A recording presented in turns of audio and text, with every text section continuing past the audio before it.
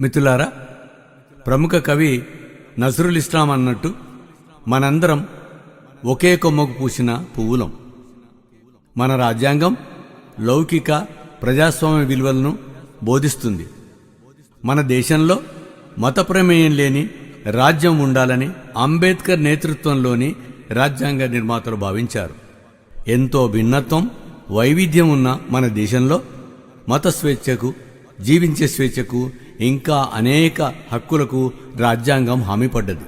కానీ కాలక్రమంలో రాజ్యాంగ స్ఫూర్తిని దెబ్బతీసే మతతత్వ రాజకీయాలు ముందుకొచ్చాయి. ప్రజలను మతపరంగా విభజించి సమాజంలో విద్వేషాలను రెచ్చగొడుతున్నారు. మనం గతంలోకి వెళ్లి చూస్తే బుద్ధుడు, కబీర్, వేమనలు కరుణ, ప్రేమను ఎత్తిపట్టారు.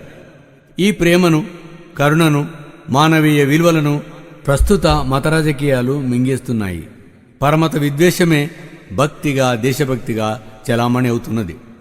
ఈ సందర్భంలో రచయితలు తమ రచనల ద్వారా ద్వేషం, అసహనం ఎంత ప్రమాదకరమో తెలియజేయాల్సిన అవసరం ఉంది.